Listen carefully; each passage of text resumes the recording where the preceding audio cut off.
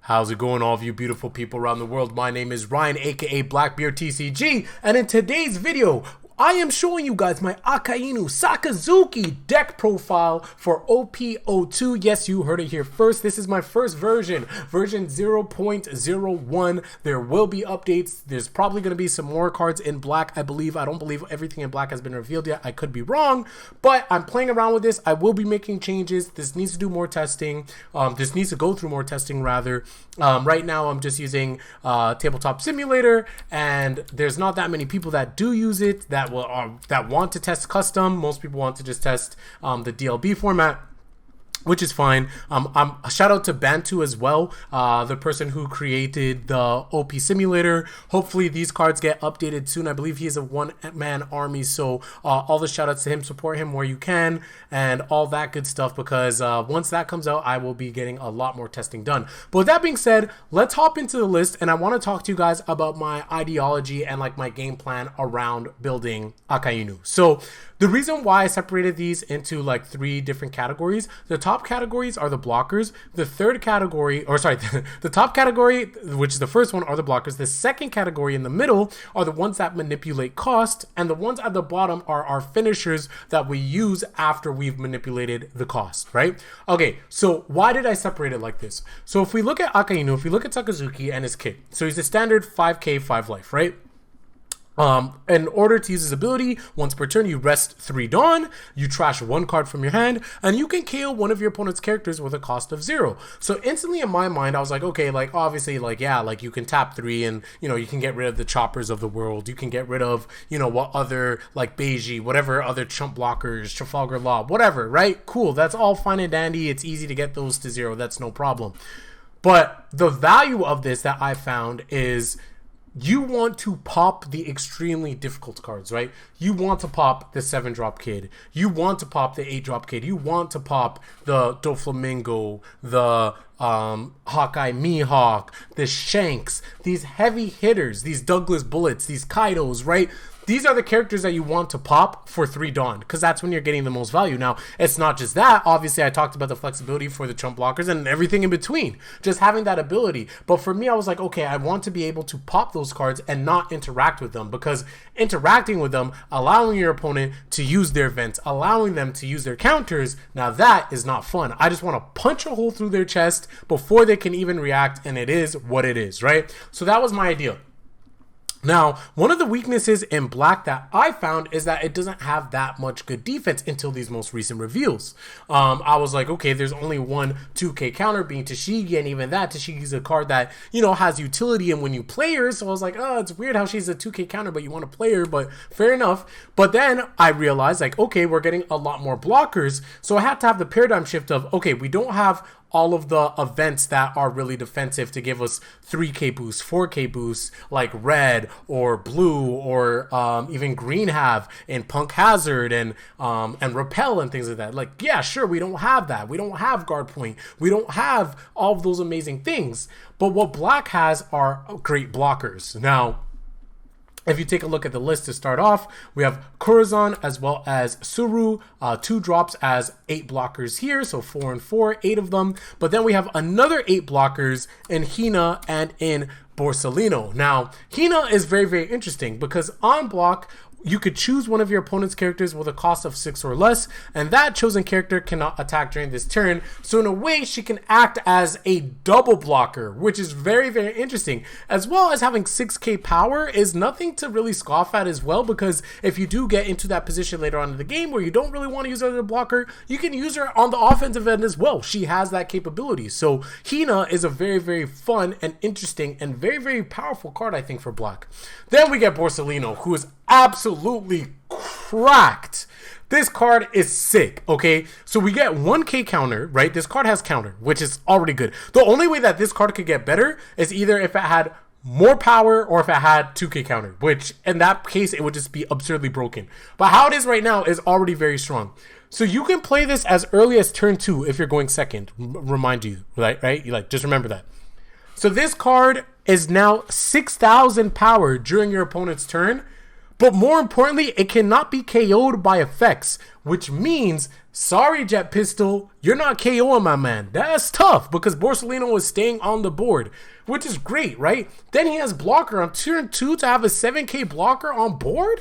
I mean, they're not touching your face, which is important because, like I said, we don't have many other defensive options, and we really want to scale into our late game cards. So having Borsalino be there and be a deterrent early game is very annoying. And oh, what if turn 3 I drop another Borsalino? Have fun, my friend, have fun. And the reason why this is good is because having blockers with high counts in terms of power is really nice, because now when we do have to block and we do have to use counters from our hand, we don't really need to have 2k counters because our base power is already pretty high, right? 6k power for your defense is pretty damn good.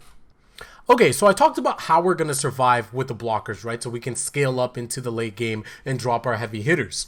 Now, how are we actually going to take advantage of our heavy hitters? How are we actually going to take advantage of Sakazuki? Well, the cards in the second row, as I previously mentioned, are the ones that are going to manipulate the cost of our opponent. Now, if we take a look at Tashigi, now, Tashigi's interesting because, like I mentioned, she's a 2k counter, so you ideally want to have her in your hand, but she's also not too shabby to have on board, right? By resting her, you give your opponent -2 to their cost, which is enough right off the bat for the chump blockers to just get popped by Sakazuki if you need it, right? Like, she gives you that option, or she allows you to do other things, which I'll get into the combo video, by having her on board. So it's really, really interesting. Remember, we want to interact with our opponent as little as possible. And the thing is with Morgan as well as Sengoku, which I'll get to, is they have to attack, right? And when you attack, your opponent gets to interact. So we want to do things that make our opponent not able to interact, and Tashigi allows you to do things like that. So that's just one thing.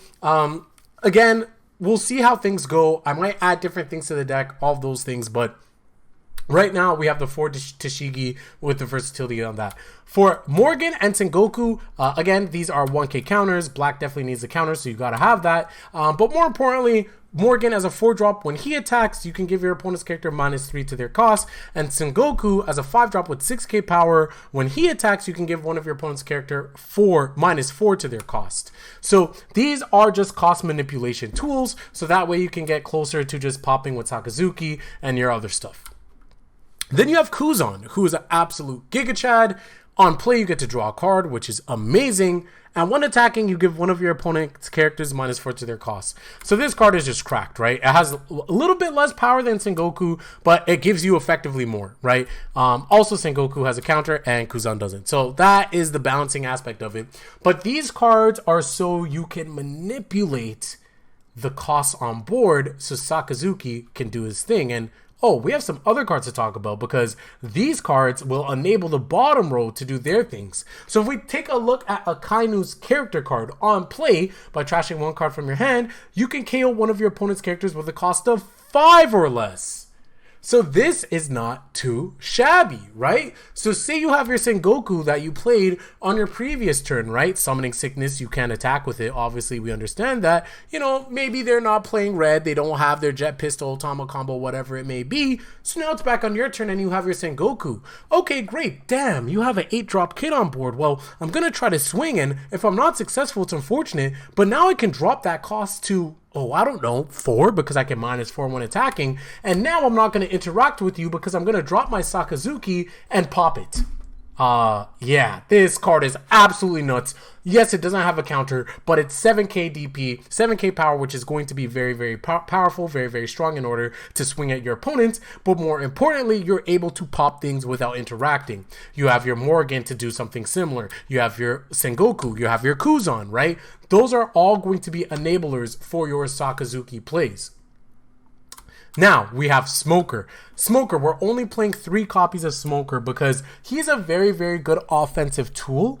But without counter, I can't justify playing more. And we also don't really need to see more than 1 copy of Smoker. I feel like Smoker is a card that is very, very powerful. I think he is absolutely one of the best cards in black by far. And the reason why I say that is because he cannot be KO'd by card effects, right? So no Otama, Jet Pistol, none of that happens. And what does that mean? That means that when you play Smoker, the only thing that can really get him off board is probably going to be Straw Sword from green, or it's going to be flipping cards back up to your hand by blue, or if they have Mihawk, to spin it to the bottom of your deck, right? That's going to be the only way because it can't be KO'd. So this will just sit on the board, right? If you do play it early. Now, if you play Smoker and he's 7k power by default, already your opponent is going to have to commit 2 cards in hand in order to block it at minimum. If they have, or they have to have an event and then another card in order to counter. Obviously, if they're playing Whitebeard, that's different, but I'm just talking about in general, right? So that's powerful. He gets even more strong because obviously you're going to attach a Dawn to him so you can use his effect. So he's going to be 8k. So 8k is something that's going to be very impressive. He's not a card that you're just going to play and swing with right away, although you can do it, but he's going to be a card that's going to allow you to set up for your kill turn by doing double attack and having him sit on board because he can't be killed. He can only be flipped back up to hand or back to the bottom of the deck. And honestly, if the blue player is playing Mihawk to send Smoker back, then, you know, that's fine. That's a good play, but you have other threats, right? You have your Sakazuki, you have your Kuzan, who we play 3 of. I've seen some people saying that Kuzan should be a 4 of. For me, just like kind of like with Shanks, which a lot of top lists are running, they run 3 Shanks. And for me, I'm running 3 Kuzan because, again, he doesn't have a counter. Kuzan is a card that, of course, if you see more than one, absolutely amazing, but I feel like you only really need to see one. You're probably not going to be playing more than one, and it's more of like a win more, right? Like if you can afford to completely tap out all 10 of your Dawn to play a second Kuzan on your next turn, then fair enough. Of course, that's completely fine. Like I completely understand that you're probably already going to win that game anyway. But we do need to see it enough, which is why we played at 3. We just don't want to be stuck with having 2 in hand, having 2 late game conditions in hand, early game after mulliganing. That would be absolute worst, which is why we're playing 3 copies. So that is the deck list. Oh yeah, for the events, we're running the 4 Impact Wave just for defense. And then obviously we have the ability to KO stuff. And then Great Eruption in order to dig for our cards. And then also add another -2 in order to set up for our plays.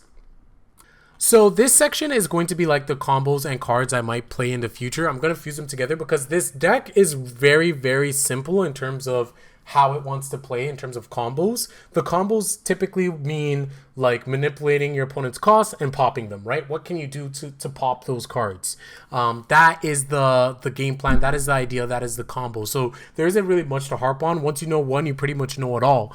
But I really do want to talk about some of the other cards that I might add in. Also, I know I didn't really elaborate on Kuzan, but for those of you that don't know, obviously his effect persists like Borsellino. So Borsellino, as soon as the turn passes over to your opponent, he is 6k. Same with Kuzan. As soon as the turn passes to you or it is your turn, all of your opponent's cards are -5 power, which means that Kuzan's effect, once his on-play effect, he can pop any 5 costs in the game on play because his effect is an effect that happens as soon as it's your turn, right? As long as it's your turn, the effect is active. So just thought I should explain that just in case if you guys don't know. Okay, so in terms of combos, in terms of ideas, I've already talked to you guys about it. We have many, many ways of setting up our plays, right? We have Great Eruption to get draw power into -2 along with Tashigi to -2, right? We have Morgan, we have Sengoku, we also have 4-drop Akainu, sorry, 4-drop Kuzan, who's going to -4 or -3 in terms of the cost of our opponent whenever we're attacking and be able to set up our plays for our Akainu, right? That is our idea. We want to drop their costs, play Akainu, pop it, right? Basically, Kuzan attacking or Sengoku attacking into Akainu pops everything in the game, -10 drop Kuzan as well as 10 drop Kaido, right? Every other card in the game dies to that combo as long as it's not like Smoker or Borsellino, right? Or like it has an effect that says like it cannot be KO'd by card effects, right? If it's cards like that, well then yeah, fair enough. Then it can't be popped, right? But outside of that, every other card can be popped. That's a strategy. Now, of course, obviously, we still have Sakazuki as well, right? So if you do have your Kuzan, right, that's on board, he's gonna -5. Obviously, when you play Kuzan, you're fully tapped out. You're not able to use your leader card. Your leader Sakazuki, once the turn comes back to you, you're going to then be able to be able to take advantage of his ability, because then you can pop another further card, because anything on their board is -5, right? So if they have anything on their board that is 5 or lower, you can instantly just get rid of that threat with Sakazuki. So that's another thing to think of. Outside of that, it's relatively straightforward in terms of, you know, you play something, you lower it, you pop it. Now, cards that I'm thinking of playing that I have been playing, Marineford just doesn't hit right for me. Like, it's interesting because the turn you play, you get to -2 cost, but then it's like, okay, like there's Great Eruption, there's TCG, but then obviously you get the persistent effect of being able to -1, which is pretty damn good, because then you can Marineford, and if you have Marineford and say you don't have Sengoku, well, now you Marineford Morgan, which is -4, and then now you're able to pop everything in the game, right? So I don't know, it's interesting. I feel like, I don't know, I feel like when it comes to Marineford, it's a little bit too weak, and I'm gonna have a video on that a little bit later about stages, but I can't really justify taking something out to play because I feel like it's not strong enough, right? It's not like a Onigashima where it's like, I have to see this card, I want to play 4 copies of it. And even then, I'm like, if I do play Marineford, do I just splash it, right? Do I play 2 copies of it? So I don't know. That's something I'm thinking about. What else is there? There's also Kobe as well for more non-interactive gameplay. But Kobe's basically a Sakazuki, but instead of 3 Dawn, you're only using 1. So there's that. But then it's like, how many copies of that do you want to play? Because you don't want to see him early game. You want to see him mid to late. So I don't know how much I feel about Kobe, but he's definitely something that's interesting.